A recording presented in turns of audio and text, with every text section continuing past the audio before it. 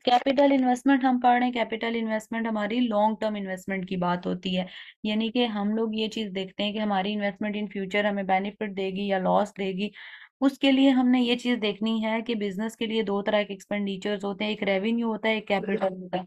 Revenue expenditure जो होते हैं वो शॉर्ट टर्म के होते हैं, with in one accounting period, जो बार बार अकर होते हैं, रेकरिंग नेचर के होते हैं। कैपिटल होता है लॉन्ग टर्म का खर्चा। लॉन्ग टर्म का खर्चे का मतलब ये है कि जो एक से ज्यादा सालों के लिए होते हैं, जिसके ऊपर बिजनेस की फिजिबिलिटी, फाइनेंशियल वायबिलिटी होती है। तो वो हमने बहुत प्लान के साथ सोच समझ के करने होते हैं। जैसे यहाँ पे वो लिख भी यही रहा है कि जो आप नॉन करंट एसेट जैसे फिक्स्ड एसेट्स हैं वो हमारे लंबे अरसे के लिए होते हैं, उसके लिए कैपिटल इन्वेस्टमेंट करते हो। कैपिटल इन्वेस्टमेंट के लिए हम जो मनी लगा रहे होते हैं वो बेसिकली नॉन करंट एसेट्स पे लगा रहे होते हैं, जो लंबे अरसे के खर्चे होते हैं। और उनके लिए हमारे पास बहुत ज्यादा, जो नॉर्मली इरेगुलर होते हैं, हर वक्त नहीं करते हम। जैसे हमने बिजनेस में 1 मिलियन की कोई चीज खरीदी है, कोई एसेट खरीदा है, तो वो बार बार नहीं खरीद रहे होते, वो हम काफी टाइम के बाद खरीदते हैं। उसके लिए काफी अमाउंट लगती है और उस खर्चे को प्लान करना चाहिए, ठीक है। वो लॉन्ग टर्म के खर्चे होते हैं, उसको कैपिटल इन्वेस्टमेंट कहते हैं। कैपिटल इन्वेस्टमेंट डिसीजन नॉर्मली जो होता है वो इम्पोर्टेंट डिसीजन बिजनेस के लिए होता है, उसको प्लान के साथ करना चाहिए। जो रेवेन्यू एक्सपेंडिचर होते हैं वो विदाउट प्लान भी हो सकते हैं। जैसे अगर मैं एक एग्जांपल दूं, लेट से हमने एक बिल्डिंग ली है, लेट से हमने एक प्लांट लिया है, तो ये बड़े खर्चे हैं, इनको सोच समझ के करना चाहिए कि इनके ऊपर हमारा मिलियंस में बिलियंस में खर्चा होगा। तो जो मिलियन बिलियंस में खर्चा हो रहा है उसको सोच समझ के लगाते हैं, क्योंकि उसका लॉस हमारे बिजनेस का लॉस होता है। जो शॉर्ट टर्म के खर्चे हैं, जैसे कोई 100 रुपए का या $100 का या छोटा खर्चा है, तो उसके लिए प्लान ना भी आप करो तो इतना ज्यादा इफेक्ट नहीं आता। Many different investment project exist, बहुत सारे इन्वेस्टमेंट प्रोजेक्ट होते हैं कैपिटल इन्वेस्टमेंट के अंदर।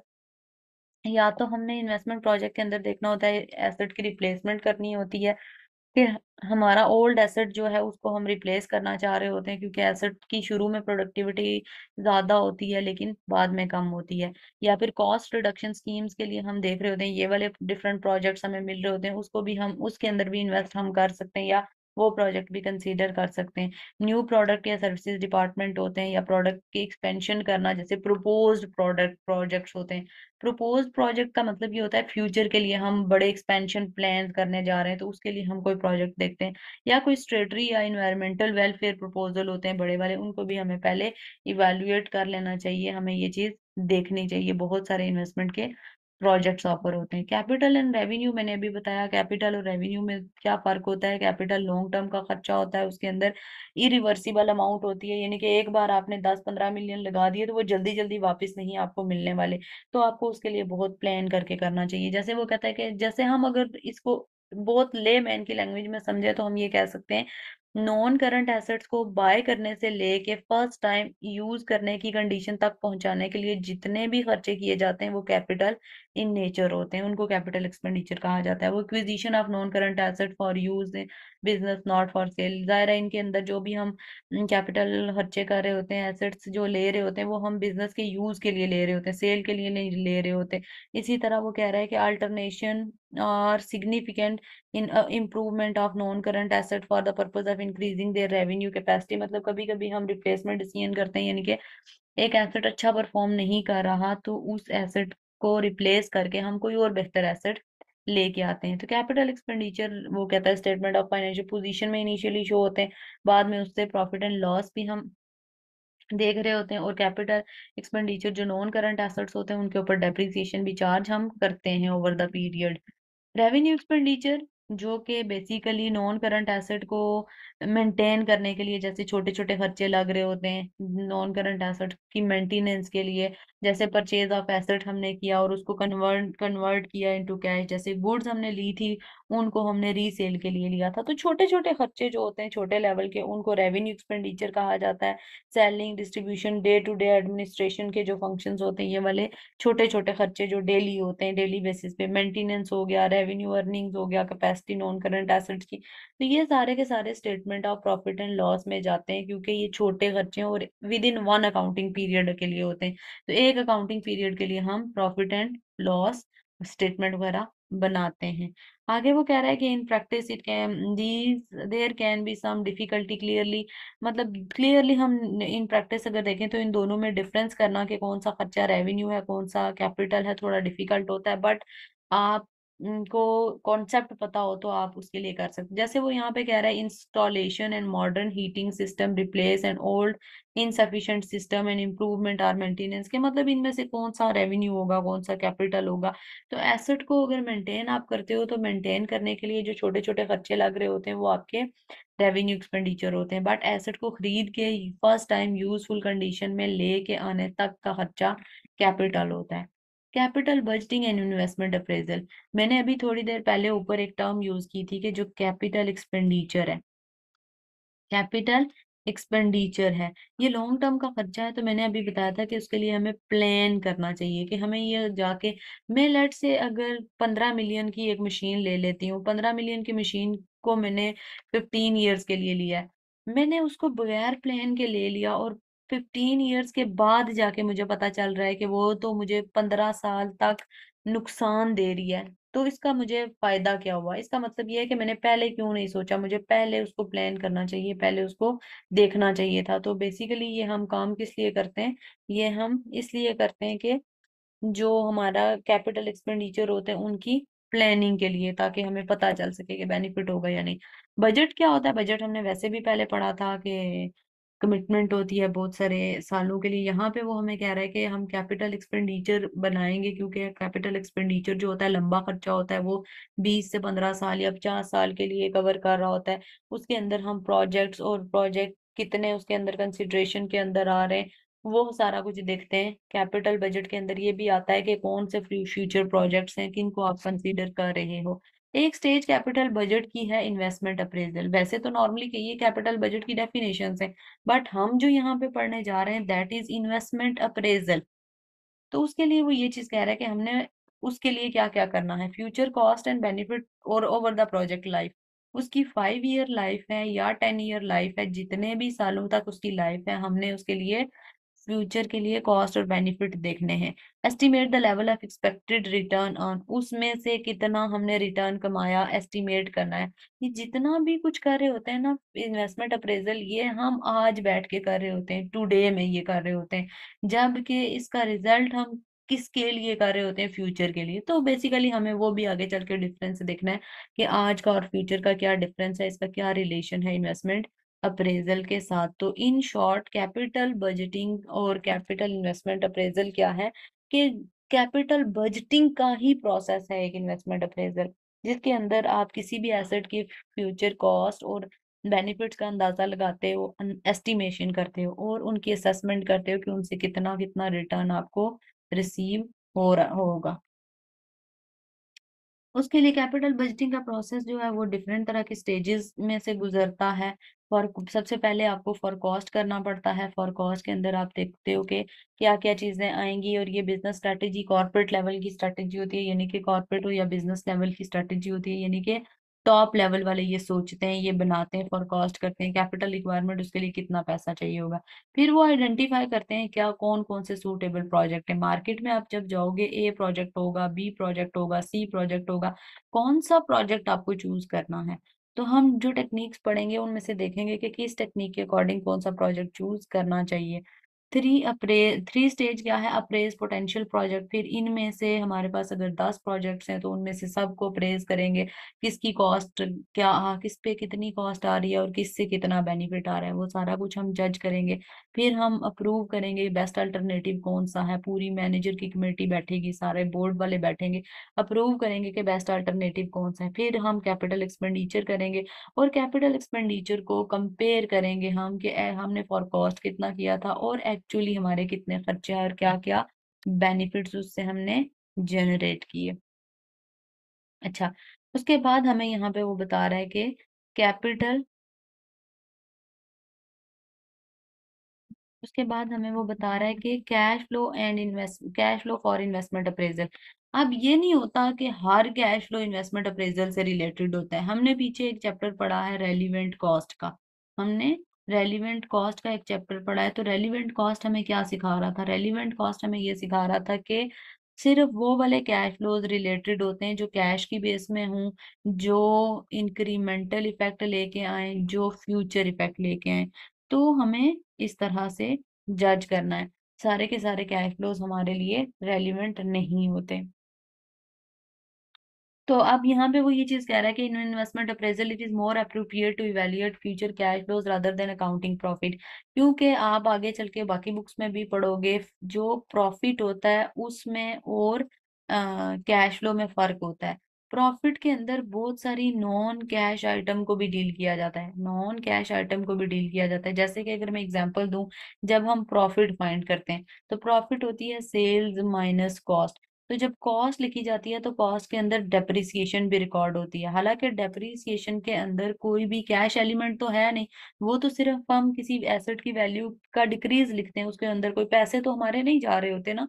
तो प्रॉफिट हम उसको माइनस करने के बाद लिखते हैं। कैश इस कॉन्सेप्ट को नहीं मानता। कैश कहता है कि आप मतलब कैश क्या करता है, कैश नॉन कैश, प्रॉफिट के अंदर नॉन कैश आइटम डील होती है, मतलब माइनस होता है।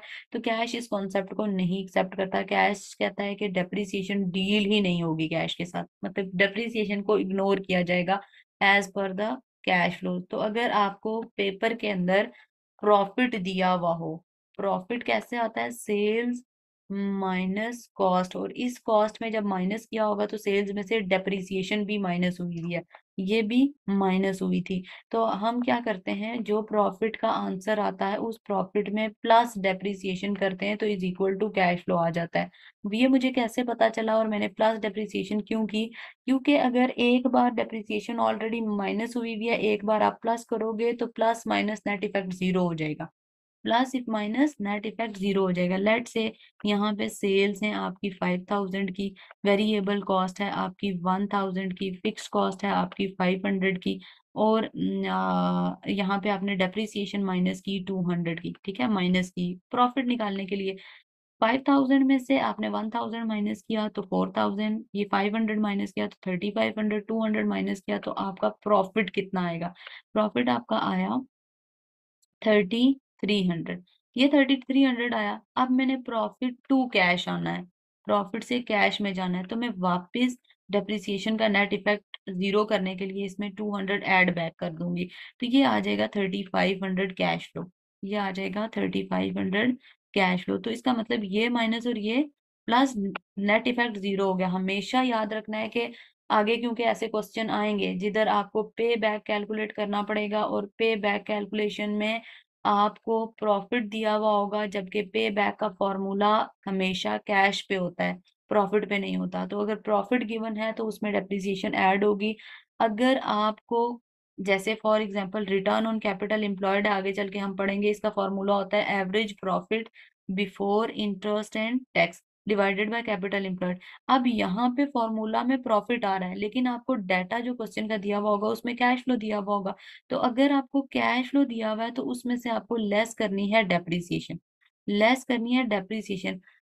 ये फॉर्मूला नोट कर लेना है, cash flow minus depreciation is equal to profit, और profit plus depreciation is equal to cash flow. तो ये आगे चल के फॉर्मूलाज काम आने वाले हैं। अच्छा है, यहाँ पे उसने हमें ये बताया कि अकाउंटिंग प्रॉफिट नहीं आते, cash and profit are very different. Cash और प्रॉफिट के अंदर डिफरेंट है। Profit is calculated on the statement of profit and loss. जो प्रॉफिट है वो statement of profit and loss की बेस पे हम करते हैं, यानी कि वो उसके अंदर अकाउंटिंग फिगर्स होती हैं, और अकाउंटिंग फिगर्स हमेशा मैनिपुलेटेड होती हैं, उसके अंदर बहुत सारी चीजें ओवरस्टेट अंडरस्टेट की जाती है, मैनेजर खुद करते हैं। Revenue recognise in the statement of profit और loss, it is earn but it is not necessarily when it is cash received. Like यहाँ पे रेवेन्यू लिखा हुआ है, ये प्रॉफिट में मसला क्या होता है, प्रॉफिट क्यों नहीं कंसिडर करता इन्वेस्टमेंट अप्रेजल? क्योंकि अगर आपने सेल्स की हैं और सेल्स आपने कर दी हैं क्रेडिट, जब आप क्रेडिट करोगे तो जो प्रॉफिट होता है वो आपने F3 में पढ़ा होगा, FA1 में पढ़ा होगा, कि जो प्रॉफिट होता है वो अक्रूल बेसिस पे रिकॉर्ड होता है। अक्रूल बेसिस क्या कहती हैं? अक्रूल बेसिस कहती हैं कि आपकी ट्रांजैक्शन अगर हुई, कैश आया या नहीं आया, आप उसको अपनी बुक्स ऑफ अकाउंट के अंदर प्रॉफिट को रिकॉर्ड कर लोगे। बट कैश फ्लो टेक्निक ये कहती है, कैश फ्लो मेथड ये कहता है, कैश कॉन्सेप्ट ये कहता है कि जब तक आपका कैश इनफ्लो नहीं होगा, एक्चुअल में नहीं आएगा, आप उसको रिकॉर्ड नहीं करोगे एज पर कैश। तो प्रॉफिट के अंदर ये प्रॉब्लम होती है कि हमने अभी पैसे रिसीव नहीं किए, क्रेडिट सेल्स की, तो प्रॉफिट में उसको ऐड कर दिया।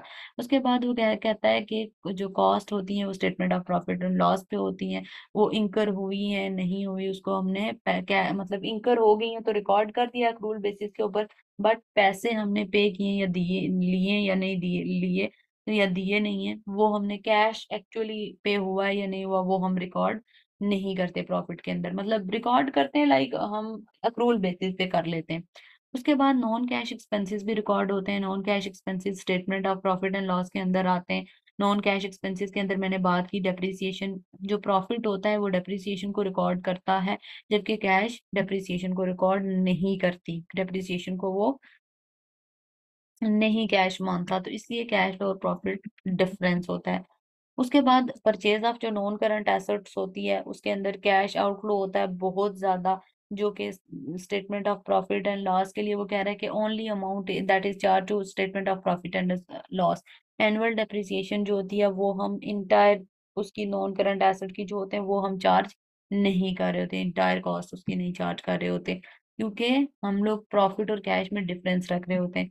इसी तरह नॉन करंट एसेट जब आप लेते हो तो उस नॉन करंट एसेट को सेल भी करना होता है, लाइक कभी ना कभी आप उसको सेल करोगे, तो सेल करने से उसके सेल करने से आपको स्क्रैप वैल्यू मिलेगी। स्क्रैप वैल्यू क्या होती है, जो नॉन करंट एसेट को सेल करने के बाद मिलती है। अब वो कह रहा है कि when a non current asset is sold, this will result in inflow cash to the business, but the figure to appear in the statement of profit and loss not cash proceed but any profit or loss on the sale। मतलब हम लोग उसको किधर record करते हैं, हम उसको inflow किधर रिकॉर्ड करते हैं, inflow of cash of the business. जो फिगर्स होती हैं वो हम प्रॉफिट एंड लॉस के अंदर डालते हैं, कैश के अंदर नहीं डालते।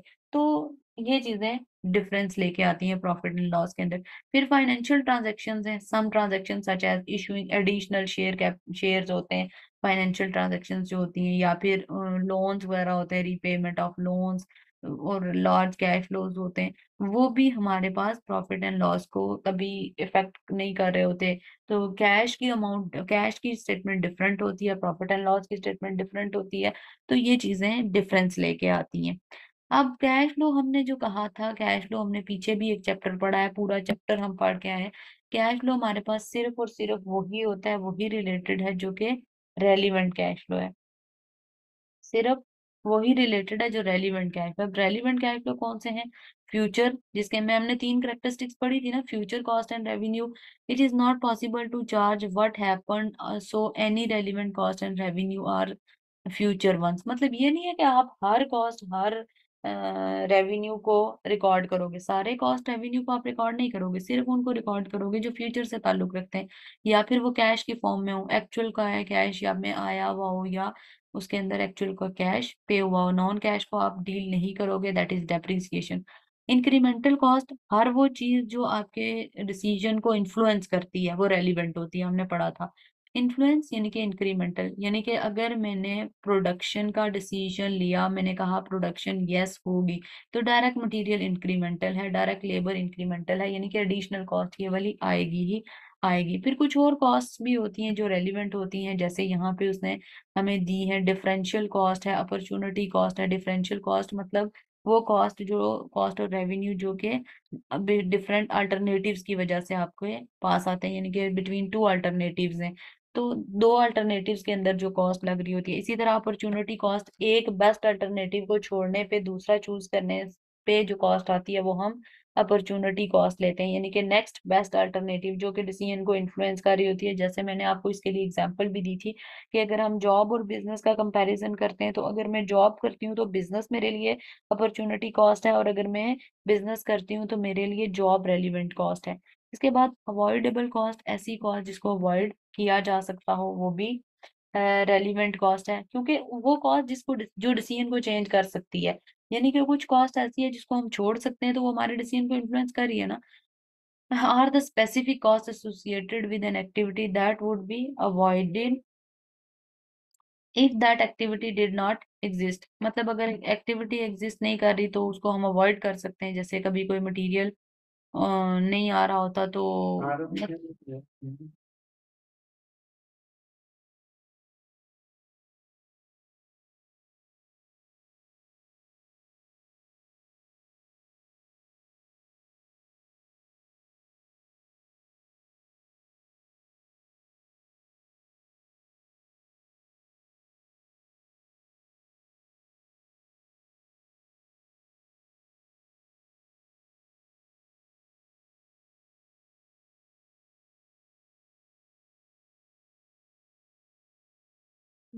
अच्छा, अपॉर्चुनिटी कॉस्ट तो अवॉइडेबल कॉस्ट भी जो कि जिसको हम अवॉइड कर सकते हैं वो कॉस्ट भी हम हमारे पास रेलिवेंट होती है। नॉट रेलिवेंट कॉस्ट कौन सी होती है?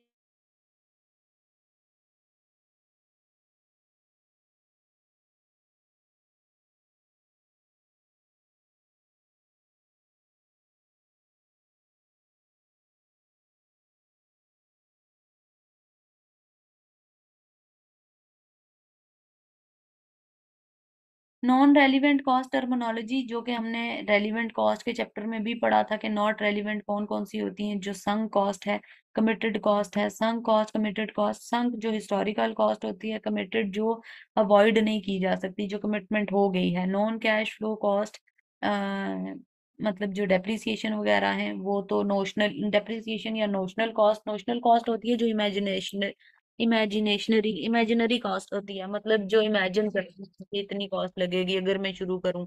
वो वाली कॉस्ट हमारे पास नहीं होती, जैसे जो रियल में नहीं एग्जिस्ट करती, उसको हम नहीं लेके आते। जनरल फिक्स्ड ओवरहेड, ये मैंने आपको कराया भी था, पहले भी बताया था जब हमने ये चैप्टर पढ़ा था।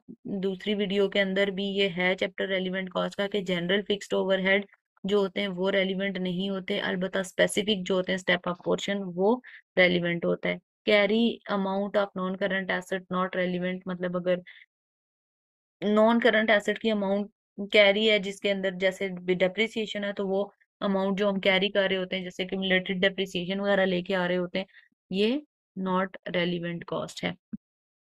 अच्छा, आगे हमें इलिस्ट्रेशन 1 दी गई है। इलिस्ट्रेशन 1 के अंदर वो हमसे पूछ रहा है, इलिस्ट्रेशन 1 के अंदर वो हमें कह रहा है कि a company is evaluating proposed. हमेशा याद रखना है कि जब वर्ड प्रोपोज्ड आता है तो इसका मतलब ये होता है कि वो फ्यूचर के लिए है, फ्यूचर की उसमें बात हो रही है। कह रहा है कि propose expenditure on an item equipment that cost 160,000, मतलब एक फ्यूचर का हम वो शुरू कर रहे हैं, प्रोपोज्ड एक्सपेंडिचर करने जा रहे हैं जो कि $160,000 की कॉस्ट आ रही है। टेक्निकल फीजिबिलिटी स्टडी उसके ऊपर कराई गई है at cost of 15,000 into benefit from the investment in the equipment, मतलब जिससे हमें पता चलेगा कि ये हमारे लिए बेनिफिट लेके आएगी या नहीं बेनिफिट लेके आएगी, बेनिफिट लेके आएगी या नहीं बेनिफिट लेके आएगी। तो टेक्निकल फीजिबिलिटी स्टडी किसी चीज की जब हम कराते हैं ना तो हम उसके लिए पैसे पे कर देते हैं, वो हमें वापस नहीं मिलते। तो इसका मतलब ये है कि ये तो रेलिवेंट नहीं होगी। और ये आइटम जो हमने आइटम की कॉस्ट पे करनी है, प्रपोज प्रोजेक्ट है, इन फ्यूचर पे करनी है, यानी कि आने वाले टाइम में तो वो रेलिवेंट होगी। लेकिन उसके लिए जो हमने स्टडी करवा लिया और 15,000 पे कर लिया, ये हमें वापस नहीं मिलने वाला। It has been estimated the equipment would have a life of 4 year, 4 year की उसके अंदर लाइफ है। एनुअल प्रॉफिट, अब ये प्रॉफिट आ गया है तो इसका मतलब मैंने अभी थोड़ी देर ऊपर पहले बताया था कि अगर प्रॉफिट दिया हुआ होता है तो प्रॉफिट के अंदर डेप्रिसिएशन ऐड करते हैं तो हम पहुंचते हैं कैश फ्लो के ऊपर।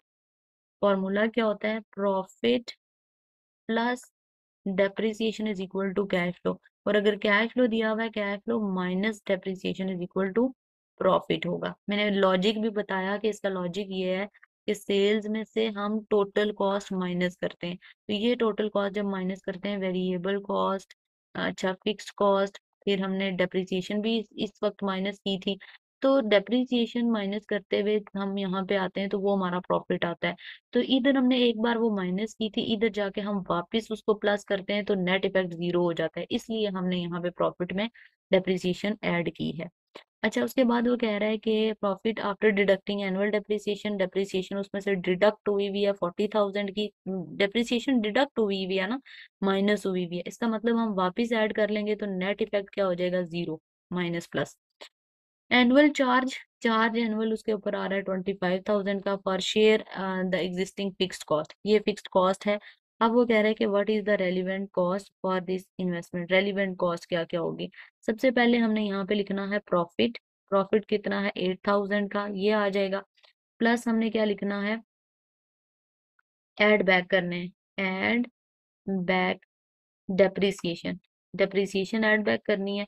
डेप्रिसिएशन कितनी है 40,000 की। अच्छा उसके बाद वो कह रहा है कि एनुअल चार्ज ऑफ फिक्स्ड, ये जो एनुअल चार्ज फिक्स्ड ओवरहेड का है ये प्रॉफिट में ऐड होगा क्योंकि ऑलरेडी माइनस हुआ हुआ था, हम कैश फ्लो पे जा रहे हैं। तो ऐड बैक करेंगे फिक्स्ड ओवरहेड कॉस्ट, प्रॉफिट में ऐड कर रहे हैं, याद रखना है कि हम कैश में नहीं कर रहे, प्रॉफिट में जा रहे हैं, हमें ऐड वापस करना पड़ेगा क्योंकि वो माइनस हुआ हुआ है, तो हमें नेट इफेक्ट जीरो करना है। 25,000 है तो एनुअल कैश फ्लो हमारे पास कितने आ जाएंगे, इन सब को हम ऐड करेंगे तो ये आएगा 8,000, 40,000, 48 एंड 25, 73,000, 73,000 इसका हमारे पास कैश फ्लो का आंसर आ जाएगा। हमेशा याद रखना है प्रॉफिट गिवन हो तो डेप्रिसिएशन ऐड होगी, कैश फ्लो गिवन हो तो प्रॉफिट डेप्रिसिएशन माइनस होगी। ये उसने आगे सोल्यूशन में लिखा भी है कि 160,000 न्यू इक्विपमेंट के लिए हम इंकर करेंगे, डायरेक्ट जो कि डिसीजन मेकिंग को इम्पैक्ट कर रही है। 15,000 ऑलरेडी फीजिबिलिटी स्टडी के लिए दे दिया, वो संक कॉस्ट हो जाएगी, वो रेलिवेंट नहीं है। Depreciation and a portion fixed overhead are not relevant. Depreciation is not a cash flow and a portion fixed overhead represent that will incurred anyway. तो हम लोग एस्टिमेटेड जो कैश फ्लोज बनाएंगे एडजस्ट करने के बाद वो इस तरह से बनाएंगे। एक तो हमारे पास एस्टिमेटेड प्रॉफिट आ जाएगा 8,000 का, डेप्रिसिएशन ऐड बैक की, apportion fixed overhead add back की। अब ये टेस्ट योर अंडरस्टैंडिंग आपने करनी है क्योंकि ये ऑलरेडी चैप्टर हम पढ़ चुके हैं, पूरा चैप्टर एक रेलिवेंट कॉस्ट का हमने पढ़ा। ओके, अगला जो हमारा मेन टॉपिक है इस चैप्टर का जो कि है टाइम वैल्यू ऑफ मनी। ये मेन इसलिए है क्योंकि इसी पे ही पूरा चैप्टर बेस करता है आपका, इसी पे ही हम डिस्काउंटिंग करेंगे और इसी की बेस पे आप पे बैक निकालोगे, इसी की बेस पे आप एनपीवी निकालोगे, इसी की बेस पे आप आईआरआर निकालोगे। तो ये इम्पोर्टेंट टॉपिक है, ठीक है। Time value of money, time value of money का कॉन्सेप्ट क्या होता है। टाइम वैल्यू ऑफ मनी का कॉन्सेप्ट ये कहता है कि with the passage of time money की वैल्यू कम होती है, लूज होती है।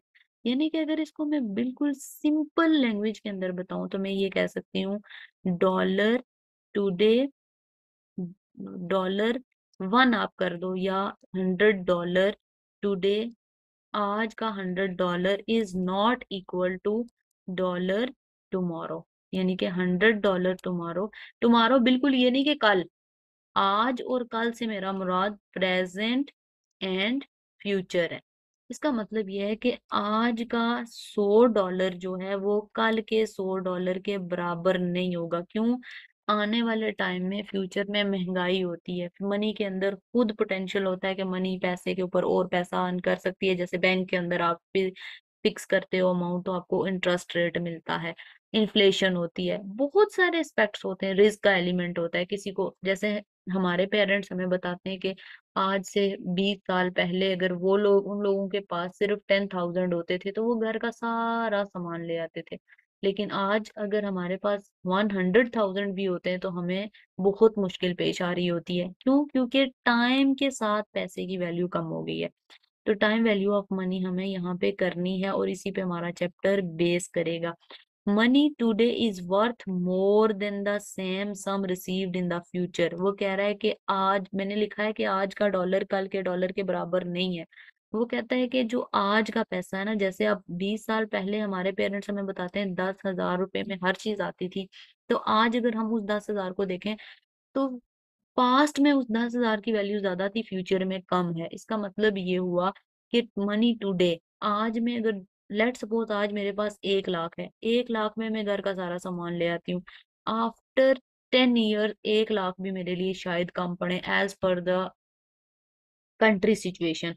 तो बेसिकली बताने का मकसद ये है कि टाइम वैल्यू ऑफ मनी कहती है कि आज का पैसा कल के पैसे के बराबर नहीं होता। With the passage of time money value lose करती है। क्यों? कॉस्ट ऑफ फाइनेंस होता है। कॉस्ट ऑफ फाइनेंस का मतलब ये है कि आप पैसा लेते हो तो उसके ऊपर आप इंटरेस्ट पे कर रहे होते हो। वो पैसा पैसा फाइनेंस की कॉस्ट होती है। लोन अगर हम लेते हैं तो लोन के ऊपर हमें इंटरेस्ट पे करना होता है, तो इसका मतलब ये है कि पैसे के ऊपर पैसा मिलता है, तो हम अपना पैसा किसी को फ्री में क्यों दें। और अगर किसी को पैसा हम देते हैं तो उसकी वैल्यू कम हो रही होती है, तो वो वैल्यू हमें एक्स्ट्रा लेनी होती है in the form of interest. तो बेसिकली ये बिजनेसेस के लिए होता है, वैसे नॉर्मली तो हमें पता है कि इंटरेस्ट हमारे लिए जायज नहीं है इन इस्लामिक कॉन्सेप्ट। अच्छा, उसके बाद इन्वेस्टमेंट अपॉर्चुनिटीज भी होती हैं। अगर मेरे से कोई 10 लाख रुपए मांग रहा है कि मुझे आप 10 लाख रुपए दो एज अ लोन, तो मैं उसको एज अ लोन दूं 10 ईयर्स के लिए। अगर मैंने उस बंदे को 10 सालों के लिए लोन दिया और 10 सालों के लिए 10 साल बाद भी मैं 10 लाख ही लूं, तो मुझे क्या फायदा हुआ? 10 साल बाद मेरे 10 लाख की वैल्यू शायद सिर्फ और सिर्फ 6 लाख के बराबर हुई हुई हो। तो मुझे आज तो मुझे क्या करना चाहिए? उसको ये कहना चाहिए कि 10 सालों बाद मुझे 10 लाख नहीं बल्कि 15 लाख वापस करो। तो तब मेरे पैसे की वैल्यू पूरी होगी। तो बेसिकली क्योंकि अगर मैं 10 लाख उस बंदे को देने के बजाय मैं कहीं पे इन्वेस्ट कर लूं तो वो मुझे रिटर्न देंगे, तो वो मेरा पैसा ज्यादा हो जाएगा। तो वो ये चीज कह रहा है कि हम इन्वेस्ट करके रिटर्न ले सकते हैं। इन्फ्लेशन होती है, परचेजिंग पावर कम होती है। तो इसका मतलब ये है कि जो महंगाई की मैंने बात की कि जिस पैसे से अगर मैं आज 1 लाख से 100 चीजें ले सकती हूँ, 100 आइटम्स खरीद सकती हूँ, तो इट मीन्स कि मैं आज से 10 साल बाद शायद 1 लाख से सिर्फ 10 आइटम्स खरीद सकूं। महंगाई फ्यूचर के अंदर महंगाई अगर होती है तो उस महंगाई की कंपनसेशन हमें मांगनी होती है। इसका मतलब ये है कि हम अपना पैसा अगर किसी को देते भी हैं तो उसके ऊपर और पैसा हमें रिसीव करना है। उसके बाद रिस्क है। रिस्क यानी कि fund receive sooner are more certain. अगर मैं किसी को अगर लेट सपोज मैं किसी को 1 ईयर के लिए 1 लाख लोन देती हूँ ना, तो इसमें इतना रिस्क नहीं है, इसके ऊपर मैं इतना रिटर्न नहीं मांगूंगी, या मैं शायद मांगू भी ना अगर किसी को देती हूँ। लेकिन लेट अगर ज्यादा टाइम के लिए पैसा दूंगी तो डेफिनेटली उसके लिए मुझे रिटर्न मांगना चाहिए, क्योंकि वो मेरे पैसे की वैल्यू कम हो जाएगी इन फ्यूचर। तो ये कुछ रीजंस हैं टाइम वैल्यू ऑफ मनी, यानी कि मनी पैसा जो होता है अपनी कदर लूज करता है। Cost of finance investment opportunities है, जैसे इंटरेस्ट रेट है, ये हमने पढ़ लिया है। ये अब इन फैक्टर्स की पोटेंशियल अर्निंग्स होती है। अच्छा, मैंने अभी थोड़ी देर पहले बताया कि मनी के अंदर खुद पावर है कि वो और मनी अर्न कर सकती है। कैसे? अगर मैंने बैंक से 10 मिलियन का लोन लिया, 10 मिलियन का लोन लिया, तो मैं वापिस हो सकता है शायद कितना कर रही हूँ, 10 मिलियन के बजाय मैं 12 मिलियन वापिस कर रही हूँ बैंक को। तो 2 मिलियन क्या है? 2 मिलियन इंटरेस्ट है जो बैंक ने मुझसे चार्ज किया। इसका मतलब 10 मिलियन के अंदर इतनी पावर थी कि उसने सिर्फ और सिर्फ यूज के ऊपर 2 मिलियन कमाया। तो मनी के ऊपर खुद मनी के अंदर पावर होती है कि वो मनी पे और मनी अर्न कर सकता है। तो यहाँ पे वो यही चीज बता रहा है कि if capital investment is to be justified it need to be earn at least minimum amount of profit. जरा थोड़ा तो प्रॉफिट अर्न करेंगे ना, हम मुफ्त में तो नहीं किसी को पैसे देंगे। बिजनेस पॉइंट ऑफ व्यू से हम पढ़ रहे हैं तो हमें बिजनेस पॉइंट ऑफ व्यू से बात करनी है। अब वो कह रहा है कि so the return compensates the investor for both amount invested and also the length of time before the profit are made. For example, if a company could invest 80,000 now, earn revenue of 82,000 in 1 week's time, a profit of 2,000, तो ये कुछ 7 days के लिए very good return है। अगर आपने किसी को एक हफ्ते के लिए 80,000 दिए हैं और एक हफ्ते बाद आप 82,000 ले रहे हो, तो 2,000 आपने एक हफ्ते में बहुत अच्छा रिटर्न कमाया। However if it take 4 years और आपको ये रिटर्न मिल रहा है, तो 4 सालों बाद 2,000 लेना एक बिल्कुल नॉनसेंस वाली बात होती है। एज एन इन्वेस्टर आप ऐसा नहीं सोचते। There for money has a time value. Time के साथ मनी की वैल्यू कम होती है। It can be invested to earn investor interest or profit. So it is better to have $1 in than in one times. This is because $1 can invested for the next year to earn $1। मतलब $1 अपने पास रखने से बेहतर है कि आप उस $1 को इन्वेस्ट करो और उस $1 के ऊपर एक और डॉलर कमाओ, यानी कि और प्रॉफिट कमाओ। There are different forms of interest. ये डिफरेंट तरह की फॉर्म्स होती है इंटरेस्ट की, जो कि हम पढ़ेंगे। इंटरेस्ट सिंपल भी होता है। सिंपल का मतलब ये होता है कि सिर्फ आपका प्रिंसिपल अमाउंट के ऊपर इंटरेस्ट चार्ज होता है। कंपाउंड होता है कि प्रिंसिपल प्लस इंटरेस्ट और इसके ऊपर इंटरेस्ट चार्ज करना होता है। नॉमिनल होता है जो नॉर्मल रेट इंटरेस्ट का चार्ज कर रहे होते हैं। इफेक्टिव इंटरेस्ट रेट वो होता है जो बेसिकली जिसके अंदर ईयर के अंदर टू टाइम्स या थ्री टाइम्स, जैसे कुछ कंपनीज होती हैं जो आपको annually, semi annually, quarterly interest देती हैं, तो वो इंटरेस्ट रेट हमने कैलकुलेट करना होता है। दूसरा, वो इम्पैक्ट ऑफ इन्फ्लेशन बता रहा है कि इन्फ्लेशन होती है तो ज़्यादा टाइम वैल्यू ऑफ मनी कम होती है, तो हमें उसका भी कंपनसेशन मांगना चाहिए। फिर रिस्क है, रिस्क का एलिमेंट भी हमें इनकॉर्पोरेट करना चाहिए। आगे सिंपल इंटरेस्ट है, कंपाउंड इंटरेस्ट है, ये हम देखेंगे।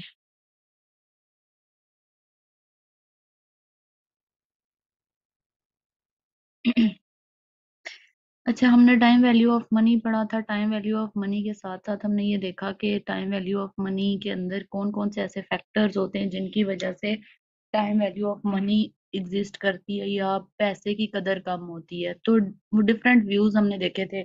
या तो रिस्क एलिमेंट होता है, या कॉस्ट ऑफ फाइनेंस होता है कि आप पैसे के ऊपर इंटरेस्ट चार्ज कर सकते हो, या फिर बहुत सारी रीजंस होती हैं, डिफरेंट रीजंस, जैसे इन्फ्लेशन हो गया।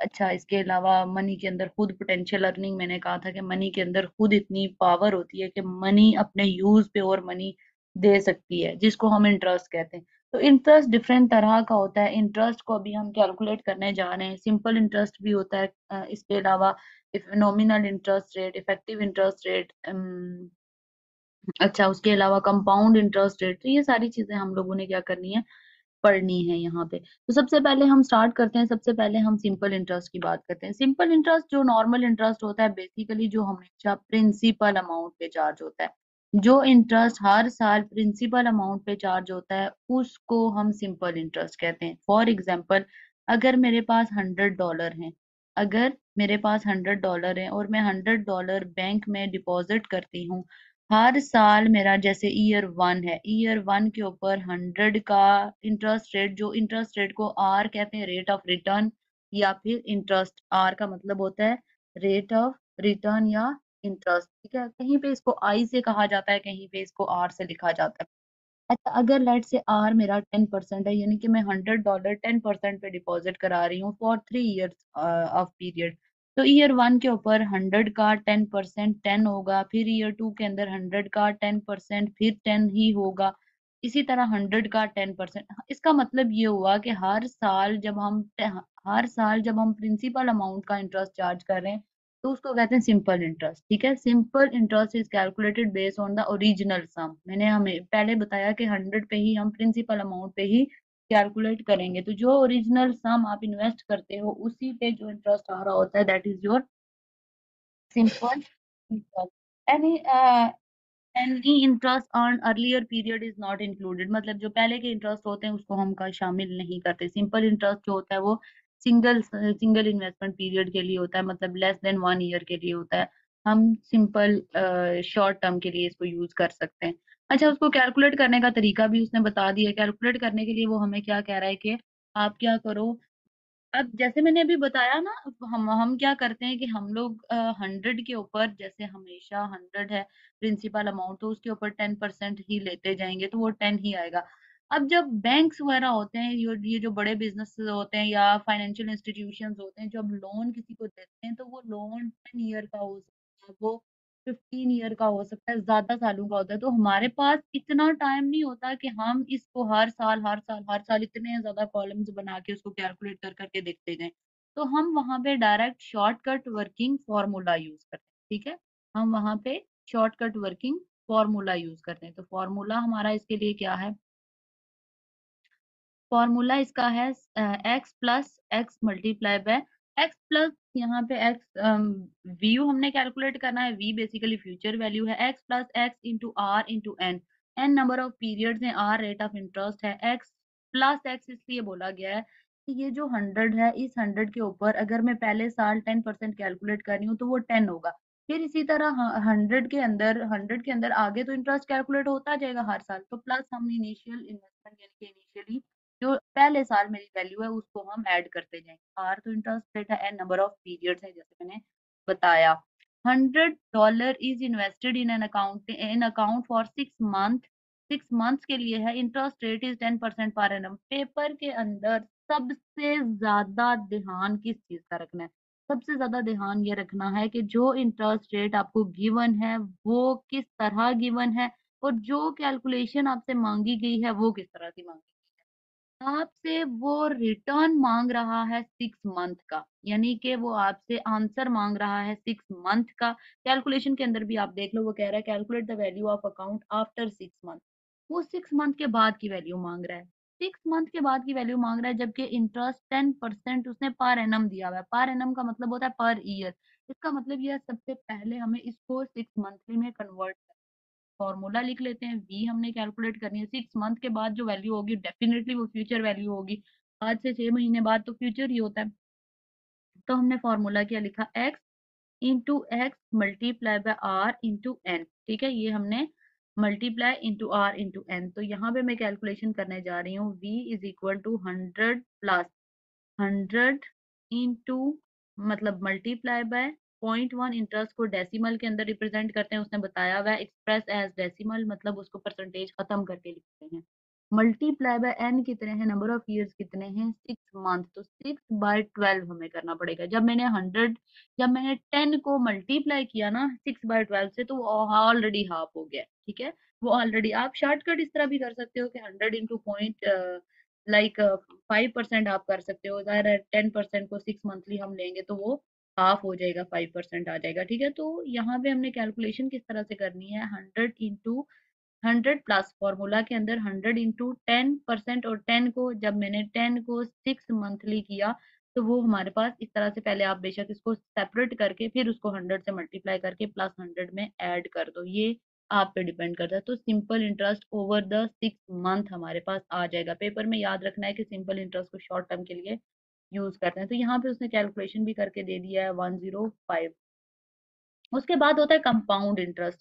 अब इस बात का, जो कंपाउंड वर्ड है, जो कंपाउंड वर्ड है, इस कंपाउंड का मतलब होता है ऐड करना। ठीक है, ऐड अप।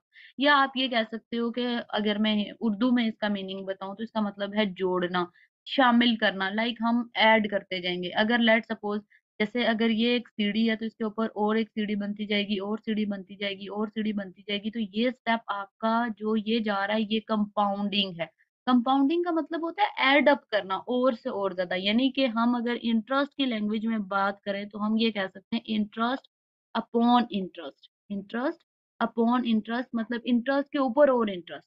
ठीक है, तो उसको कंपाउंड कहते हैं। यानी कि अगले जो हमारे पिछले इंटरेस्ट हैं उनके ऊपर और से और इंटरेस्ट चढ़ता जाए, तो कहते हैं कंपाउंड इंटरेस्ट। और कंपाउंड इंटरेस्ट के अंदर हम फ्यूचर वैल्यू, ज़ाहिर है हमने फ्यूचर वैल्यू ही करनी है। जब इंटरेस्ट ऐड करके हमने कोई वैल्यू निकालनी होती है तो वो आगे की वैल्यू निकालनी होती है, फ्यूचर की वैल्यू निकालनी होती है।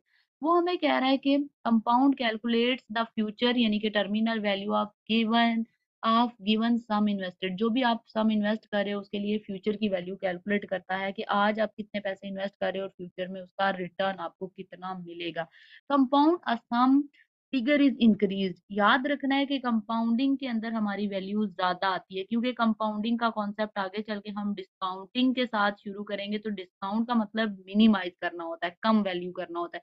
इसके अंदर हमारी लेस अमाउंट आती है, कंपाउंड के अंदर हमारी मोर अमाउंट आती है। इसीलिए उसने कहा है कि इंक्रीज होती है वैल्यू। ठीक है, जो इन्वेस्ट हम करते हैं, तो interest is earn interest gained in earlier period. मैंने अभी ऊपर एक बात लिखी थी, इंटरेस्ट अपॉन इंटरेस्ट। इंटरेस्ट कमाया जो उसके ऊपर भी और इंटरेस्ट आएगा। जैसे मैंने ऊपर एग्जांपल दी थी कि ईयर 1 है, उसके अंदर 100 है, उसका 10% लेंगे तो वो 10 इंटरेस्ट आएगा। और 10 के अंदर आप टोटल वैल्यू देखना चाहो कितनी है, प्लस 10 करें, 100 के अंदर आप +10 पहले साल करोगे तो 110 वैल्यू आ जाएगी। ईयर 2 के अंदर 100 पे वैल्यू नहीं हो चार्ज होगी। ईयर 2 के अंदर 110 जो ईयर 1 की वैल्यू टोटल बनी है उसके ऊपर 10% लगेगा। ठीक है, तो वो अगर वैल्यू 11 आती है तो ईयर 3 के अंदर क्या होगा, 110 और 110 और 11 ऐड हो जाएगा, 110 प्लस 11 ऐड हो जाएगा। ठीक है, तो ईयर 3 के अंदर 121 का 10% आएगा। इसका मतलब ये हुआ कि जो जो इंटरेस्ट हम कमाते जा रहे हैं उसके ऊपर फर्दर और इंटरेस्ट हमें मिलता जा रहा है। इस कॉन्सेप्ट का नाम है कंपाउंड इंटरेस्ट, यानी कि कंपाउंडिंग यहाँ पे हो रही है। तो यहाँ पे वो हमें ये कह रहा है कि $100 is invested in an account for 5 year. 5 सालों के लिए $100 आप इन्वेस्ट कर रहे हो। उसके लिए वो कह रहा है कि इंटरेस्ट रेट आपका 10% है, और calculate the value of account after 5 year. हमने 5 ईयर की वैल्यू कैलकुलेट करनी है।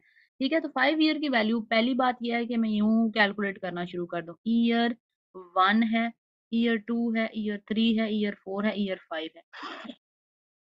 ईयर 1 के अंदर 100 इंटू 10% है, तो वो आ जाएगा आपका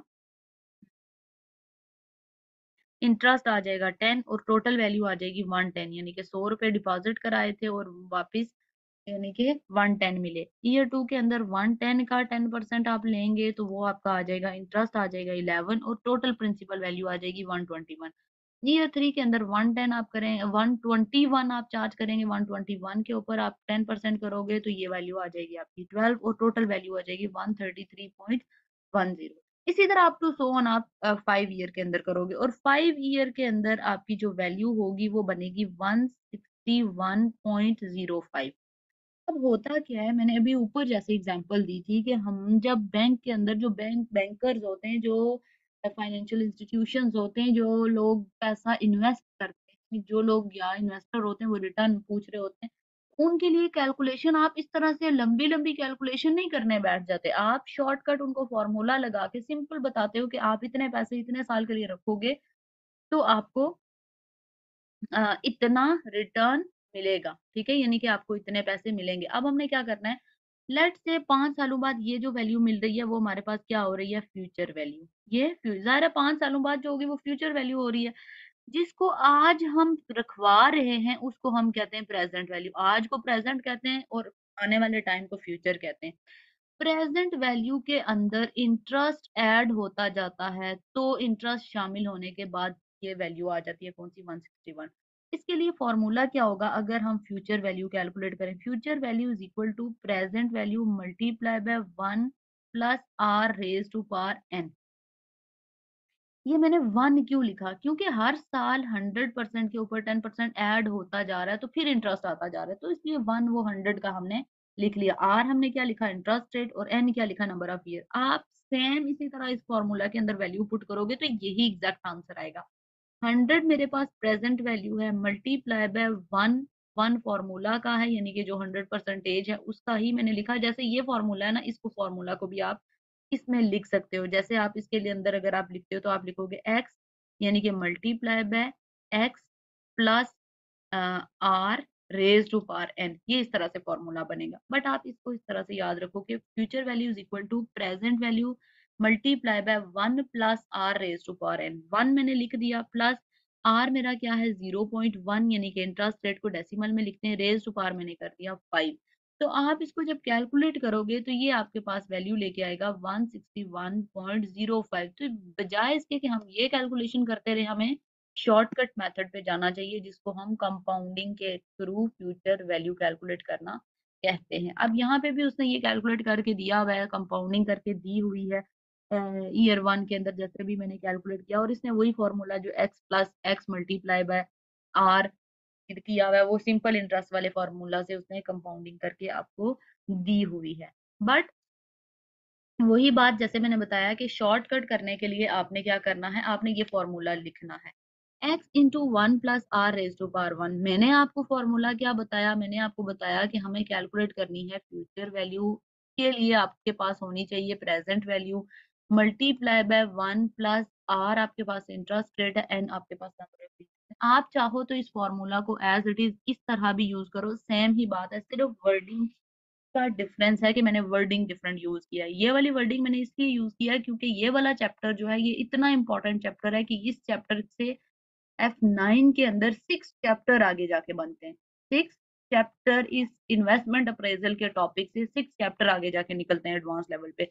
तो आप अगर ये वाले फ़ॉर्मूलाज़ याद रखोगे तो या वहाँ पे आपको आसानी होगी कि वहाँ पे आपको ये ऑलरेडी आते होंगे, तो काफ़ी सिलेबस आपका उसमें कवर हो जाएगा। वैसे भी नॉर्मली पुरानी बुक्स के अंदर प्रेज़ेंट और फ्यूचर वैल्यू ही यूज़ होती है। ये वाली वैल्यू आप इसको भी यूज़ कर सकते हो अपनी मेमोराइज़ेशन के लिए, कोई इश्यू नहीं है बट रिकमेंड मैं यही फ़ॉर्मूला करूँगी क्योंकि आगे चल के आपके पास F9 में आसानी हो जाएगी। एनीवेज़ अच्छा, उसने हमें कहा है कि आप यहाँ पे उसने बताया हुआ भी है कि एक्स आपकी इनिशियल इन्वेस्टमेंट है यानी कि प्रेज़ेंट वैल्यू, वाई वी आपकी फ्यूचर वैल्यू है, ये इंटरेस्ट रेट है, नंबर ऑफ पीरियड्स है। $100 is invested in an account for 5 year, 5 सालों के लिए इन्वेस्ट हो रहा है 10% के ऊपर। तो अभी मैंने ऊपर फॉर्मूला लगा के भी बताया था, वही आंसर आ रहा है, तो इसको दोबारा करने की जरूरत नहीं है। ठीक है, अब ये क्वेश्चन पहले आप बुक से कॉन्सेप्ट पढ़ोगे और बुक की टेस्ट अंडरस्टैंडिंग जब सारी सॉल्व हो जाती है तो फिर आपकी किट आसान हो जाती है। तो पहले कोशिश किया करें कि बुक पढ़ें, बुक पढ़ के बुक की सारी टेस्ट अंडरस्टैंडिंग सॉल्व करें, उसके बाद किट पे जाएँ, फिर आपके लिए आसानी होती है। वैसे यहाँ पे उसने कहा है कि find value after 5 year. After 5 year है तो आफ्टर 12 ईयर, सॉरी 12 ईयर के बाद की वैल्यू फ्यूचर है, 12 साल बाद ज़ाहिर है फ्यूचर ही होगा। ये जो वैल्यू गिवन है, invested in an account earning 6% interest rate, ये आर दिया हुआ है, ये इन्वेस्ट अगर हम कर रहे हैं तो ये प्रेजेंट वैल्यू है। तो future value is equal to present value 1 plus r raise to power n है फॉर्मूला। प्रेजेंट वैल्यू आपकी 450 है, रेज टू 1 प्लस 0.0625%, क्योंकि परसेंटेज को डेसिमल में करके लिखना है, और नंबर ऑफ ईयर्स है 12। तो आप यहाँ पे इसको कैलकुलेट करोगे तो आंसर आ जाएगा। मेरे पास अभी कैलकुलेटर नहीं है, आप इसको सिंप्लीफाई कर लेना। अच्छा, उसके बाद वो कह रहा है 5000 इज रिक्वायर्ड इन 10 ईयर, 10 सालों में आपको 5000 रिक्वायर्ड है। $X is invested in an account और आपको 5% इंटरेस्ट रेट है। वैल्यू ऑफ एक्स क्या रहा है कैलकुलेट करने के लिए। अब आपने वैल्यू ऑफ एक्स कैलकुलेट करनी है। पहले आपने वैल्यू ऑफ वी कैलकुलेट करनी थी ना 12 ईयर। अब वो कह रहा है कि आपको वैल्यू ऑफ एक्स कैलकुलेट करनी है। वैल्यू ऑफ एक्स का मतलब ये है इनिशियल वैल्यू, इनिशियल वैल्यू। तो एक बात हमेशा याद रखो, एक चीज का फॉर्मूला आपके पास आ गया है ना, तो उससे आप रिवर्स वर्किंग करके कुछ भी निकाल सकते हो। अगर आपके पास फ्यूचर वैल्यू का फॉर्मूला है, उससे अब एक्स का मतलब ये है कि इनिशियल यानी कि प्रेजेंट वैल्यू का ही पूछ रहा है ना हमसे, इनिशियल में तो प्रेजेंट ही होती है। Present value into 1 plus r raise to power n है, तो हमने ये वाली चीज फाइंड करनी है। तो अगर मैं इसको इधर ले जाऊं तो ये जाहिर है इधर मल्टीप्लाई हो रहा तो उधर डिवाइड हो जाएगा। तो मैं सिंपल क्या करूंगी, present value is equal to future value divided by 1 plus r raise to power n कर लूंगी। तो सिंपल ये जो यहाँ पे मल्टीप्लाई हो रहा था उस तरफ जाके डिवाइड हो गया, तो प्रेजेंट वैल्यू निकल आई। और इसका कॉन्सेप्ट भी यही है कि जब आप इसको डिवाइड करोगे तो इसमें से इंटरेस्ट माइनस हो जाएगा। प्रेजेंट वैल्यू आपकी वो वैल्यू है जो विदाउट इंटरेस्ट है, जो आज आपके पास है, इंटरेस्ट उसमें शामिल नहीं है। जब हम डिवाइड करेंगे तो इंटरेस्ट उससे डिडक्ट हो जाएगा। इंटरेस्ट डिडक्ट होगा तो आपके पास क्या आ जाएगा, प्रेजेंट वैल्यू आ जाएगी। मैं इसके लिए आपको ये चीज एक क्वेश्चन जो अभी हमने ऊपर सॉल्व किया है इलिस्ट्रेशन के अंदर, उसके अंदर आपने फ्यूचर वैल्यू कैलकुलेट किया, प्रेजेंट वैल्यू आपके पास 100 थी, 1 प्लस आपने रेट लिया है 0.1 और नंबर ऑफ ईयर्स लिए हैं आपने 5 और 165 आई गेस आ रहा था, 1 161, सॉरी 161 आ रहा था, 161.05 आ रहा था, ये आपकी आ रही थी फ्यूचर वैल्यू। मैं आपको चैलेंज के साथ ये कहती हूँ कि आप अगर गारंटी के साथ मैं ये कहती हूँ कि आप अगर इसी से प्रेजेंट वैल्यू निकालोगे तो आपको सिंपल क्या करना पड़ेगा, 161 प्रेजेंट वैल्यू के फॉर्मूला में क्या करना होता है, present value is equal to future value divided by 1 plus r raise to power n. या आप इस फॉर्मूला को इस तरह यूज करो या आप इस तरह भी यूज कर सकते हो, future value multiply by 1 plus r raise to power minus n. ये फॉर्मूला यूज करो या ये फॉर्मूला यूज करो, इसमें दोनों में आंसर सेम आएगा। एक में आप डिवाइड कर रहे हो, अगर आप डिवाइड को ऊपर लेके जा रहे हो तो डेफिनेटली माइनस एन हो जाएगा। 161 आपके पास फ्यूचर वैल्यू है, आप डिवाइड करोगे 1 प्लस 0.1 इंटरेस्ट रेट है, रेज टू पावर आप 5 ईयर करोगे तो ये 5 ईयर का इंटरेस्ट डिडक्ट होने के बाद आपके पास 100 प्रेजेंट वैल्यू आ जाएगी। प्रेजेंट वैल्यू यानी कि आगे से पीछे आना होता है, हमने फ्यूचर वैल्यू से बैकवर्ड प्रेजेंट में आना होता है। तो इस तरह से प्रेजेंट और फ्यूचर वैल्यू का कॉन्सेप्ट क्लियर होता है। आगे वो कह रहा है nominal interest rate. Nominal interest rate is the stated interest rate time period, एक टाइम पीरियड के लिए, एक 1 ईयर के लिए जो नॉर्मल इंटरेस्ट रेट आपको दिया जाता है, that is nominal interest rate. उसके बाद इफेक्टिव इंटरेस्ट रेट होता है। मैंने आपको बताया था लास्ट वीडियो के अंदर के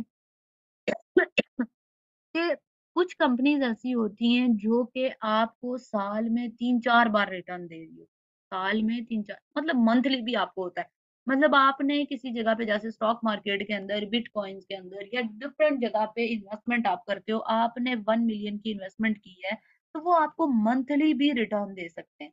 मंथली रिटर्न आप कहते हो मुझे मंथली इतना चाहिए, या वीकली इतना चाहिए। तो मंथली, वीकली या ज्यादा बार कंपाउंडिंग हो रही हो, एक साल के अंदर बार बार कंपाउंडिंग हो रही हो, तो उसके लिए इफेक्टिव इंटरेस्ट रेट होता है।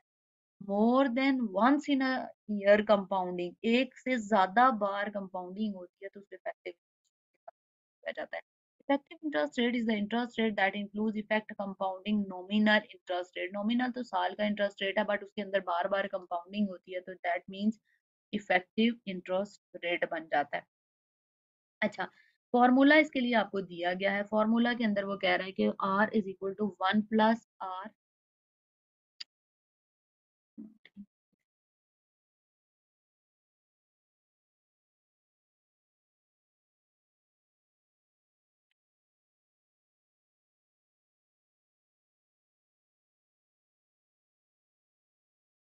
एक सेकंड।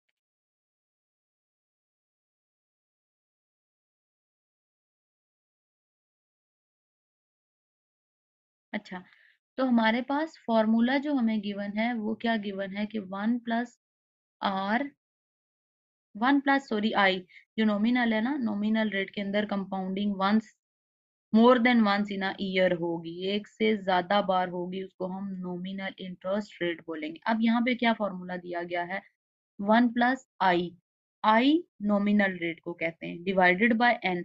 1 + I, आई कौन सा है, पर ईयर रेट। ठीक है, आई कौन सा है, पर ईयर रेट, अभी ऊपर पढ़ा के साल के अंदर, डिवाइडेड बाय एन, जितने नंबर ऑफ ईयर्स हैं, वो रेज टू पावर n - 1, जितने नंबर ऑफ ईयर्स पीरियड आपके पास हैं। तो जाहिर है एक से ज्यादा बार कंपाउंडिंग हो रही होगी, तो उसके लिए हम यूज करने वाले हैं। अच्छा, आगे वो इलिस्ट्रेशन के अंदर हमें क्या बता रहा है, इलिस्ट्रेशन के अंदर हमें बता रहा है कि the nominal interest rate is 10% per year compounding on a monthly basis. मैंने आपको पहले बताया कि जब मंथली का वर्ड आएगा, जब one more than once in a year का वर्ड आएगा, बार बार कंपाउंडिंग का वर्ड आएगा, तो इट मीन्स के वहां पे हमें इफेक्टिव इंटरेस्ट रेट यूज करना पड़ेगा। इफेक्टिव इंटरेस्ट रेट वहां पे अप्लाई होगा, ये चीज अंडरस्टूड होनी चाहिए। कह रहा company is giving to invest for 12 months, what is the effective rate. Sir 12 months है, तो इफेक्टिव रेट हमने करना है ये वाला रेट। आप देखो, इंटरेस्ट रेट पर ईयर, जो रेट पर ईयर होगा वो नॉमिनल गिवन होगा, तो वो हमें गिवन है। आर इज इक्वल टू 1 + ये जो 0.1 है, डिवाइडेड बाय जितने नंबर ऑफ पीरियड्स है, नंबर ऑफ पीरियड्स यानी कि 12 मंथ्स हैं, तो 12 ले लेंगे, रेज टू पावर हमने क्या करना है, 12 -1 कर लेंगे। -1 इसलिए किया कि 100 से ऊपर, यानी कि परसेंटेज जो है वो आपकी 100% से ऊपर नहीं होनी चाहिए, विद इन 100% होनी चाहिए। इधर हम एक बार 1 ऐड कर रहे हैं, तो उधर 1 माइनस करेंगे, तो वो 100 के अंदर ही आ जाएगी। मतलब वो 10%, 20% या वट एवर जितनी भी परसेंटेज होगी, वो उतनी ही कैलकुलेट होके आ जाएगी, मोर देन 100 नहीं होगी। तो इसका आंसर हमारे पास यहाँ पे सेम इसी तरह से हम फॉर्मूला लिखेंगे, तो आंसर आपके पास आ रहा है 0.1047। इट मीन्स कि इसको आप जब मल्टीप्लाई करोगे 100 से, तो 10.47% आ जाएगी मंथली कंपाउंडिंग के ऊपर। अच्छा, आगे टेस्ट योर अंडरस्टैंडिंग 4 है, ये आपने सॉल्व करनी है। इसके अंदर हमसे पूछ क्या रहा है, टेस्ट योर अंडरस्टैंडिंग 4 के अंदर सिंपली आपसे पूछ रहा है कि कंपनी 1 मिलियन इन्वेस्ट कर रही है 12 मंथ के ऊपर, deposit offering nominal rate 10% per year with interest calculated quarterly, 6 monthly आपने करना है, और deposit account offering interest rate 10.25 per year, interest calculated annually. तो यहाँ पे आपने कैलकुलेट करना है। ये टेस्ट योर अंडरस्टैंडिंग भी अब आपने सॉल्व कर लेनी है। अगर किसी क्वेश्चन में इशू हुआ तो वो डेफिनेटली मैं बताऊंगी। अच्छा, आगे हमारा अब कंपाउंडिंग का मतलब था कि इंटरेस्ट एड अप होगा, इफेक्टिव इंटरेस्ट रेट कह रहा था कि एक से ज्यादा बार कंपाउंडिंग होगी। अब हम लोग करने जा रहे हैं डिस्काउंटिंग, जो कि मोस्ट इम्पॉर्टेंट टॉपिक है। मोस्ट इम्पॉर्टेंट टॉपिक इसलिए भी है क्योंकि इसका लिंक आगे जाके F9 में बन रहा है, बहुत सारे और पेपर्स हैं, F7 के अंदर भी इसका लिंक होता है, आपको बहुत सारी चीजों के अंदर ये काम आने वाला है। तो आपको, क्योंकि प्रेजेंट वैल्यू आपको काफी टाइम कैलकुलेट काफी चीजों में आगे चल के करनी पड़ती है, क्योंकि फ्यूचर इन्वेस्टमेंट्स हैं होती हैं, तो उसके लिए आपको देखना पड़ता है कि फ्यूचर का अगर इतना इतना पैसा है, तो उसके लिए आज कितना पैसा चाहिए होगा। तो डिस्काउंटिंग किसको कहते हैं? अभी ऊपर हम लोगों ने क्या किया, लेट्स से ये एक टाइमलाइन है, ठीक है? टाइमलाइन का मतलब ये है कि जिस पर टाइम रिप्रेजेंट है। आज के टाइम को 0 ईयर कहते हैं। 1 साल, 2 साल, 3 साल, 4 साल, 5 साल। अगर मेरे पास आज 100 था और मैंने आर यानी कि 10% के ऊपर 5 साल तक डिपॉज़िट कराया, तो वो मेरे पास 161.05 लेके आ रहा था। इसका मतलब आफ्टर 5 ईयर जो वैल्यू थी दैट इज़ फ्यूचर वैल्यू, और जो वैल्यू आज गिवन है दैट इज़ प्रेज़ेंट वैल्यू, ठीक है? जो वैल्यू आज है वो प्रेज़ेंट वैल्यू है।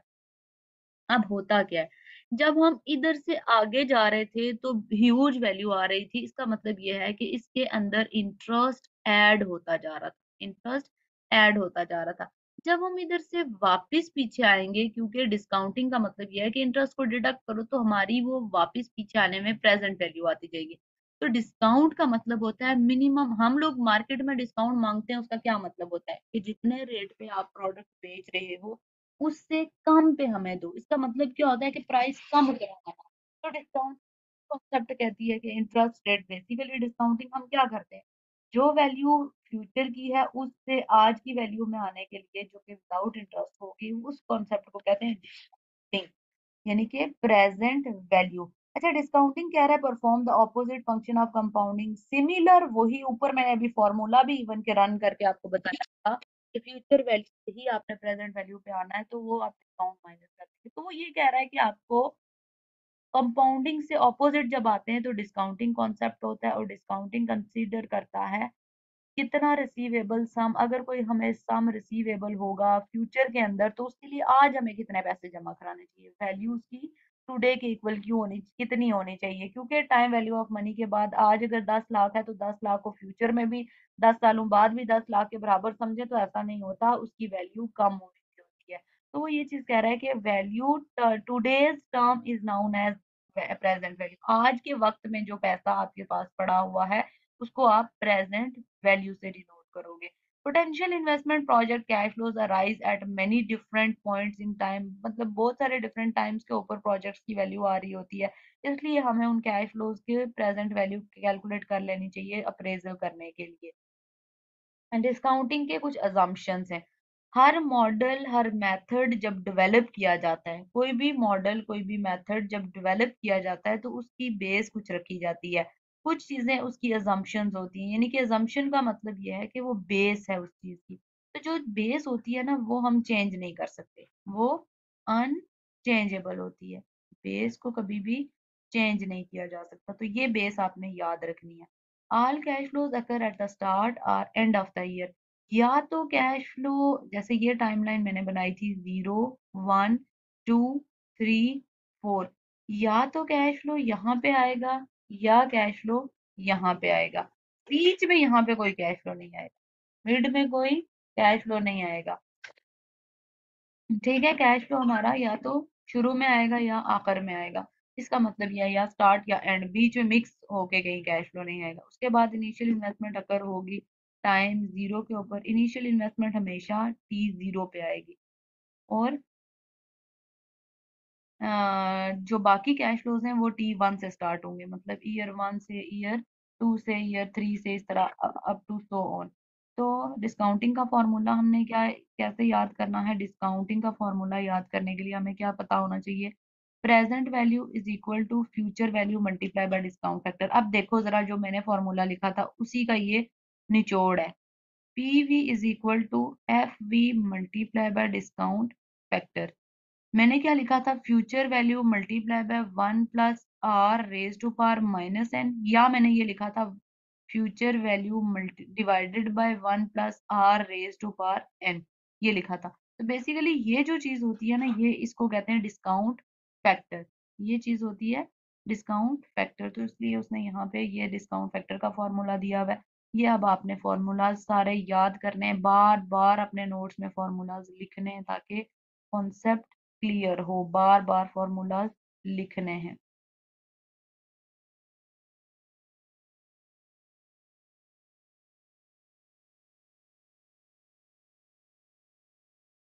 अच्छा, वो कह रहा है calculate how much should be invested now in order to have $250 in 8 years time, मतलब अगर 8 सालों के ऊपर आपको $250 चाहिए, इंटरेस्ट रेट 12% चल रहा है, तो आपको आज कितने इन्वेस्ट करने चाहिए? हम क्या करेंगे, सिंपल, प्रेजेंट वैल्यू, ये फ्यूचर वैल्यू दी हुई है और ये आर दिया हुआ है और ये एन दिया हुआ है, सारी इंफॉर्मेशन तो हमारे पास है। फ्यूचर वैल्यू कितनी दी हुई है, 250 divided by 1 plus 0.012 raise to power 8, या आप इस तरह सॉल्व करो या आप इस तरह सॉल्व करो। Present value is equal to 250 multiply by 1 plus 0.012 raise to power -8। Minus लगाना नहीं भूलना, अगर ये फॉर्मूला यूज करें तब माइनस नहीं लगाना, जब ये फॉर्मूला यूज करें तो माइनस मस्ट लगाना है, तो इससे आपका क्वेश्चन सॉल्व हो जाएगा। इसी तरह कैलकुलेट प्रेजेंट वैल्यू 25,000 रिसीवेबल इन 6 ईयर टाइम, 6 सालों बाद अगर आपको चाहिए तो आपको कितनी वैल्यू, प्रेजेंट वैल्यू आज आपके पास होनी चाहिए 10% पे। सेम आप इसी तरह क्या करोगे, इसी तरह आपने कैलकुलेट करना है। फ्यूचर वैल्यू है 25,000 multiply by 1 plus 0.1 raise to power -6, या फिर यूं करते हैं 25,000 divided by 1 plus 0.1 raise to power 6, तो दोनों से आंसर सेम ही आएगा, दोनों से एग्जैक्ट आंसर आएगा।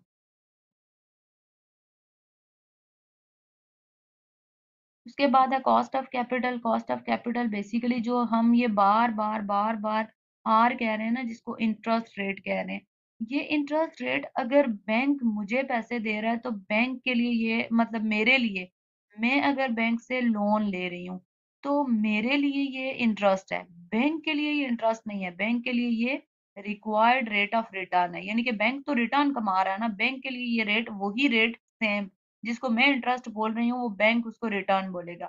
इसी तरह अगर कोई कंपनी है, अगर कोई कंपनी है वो अगर 10 लाख रुपए या 10 मिलियन लेती है किसी से लोन, तो कंपनी को तो 10 मिलियन के ऊपर 10% इंटरेस्ट पे करना पड़ेगा।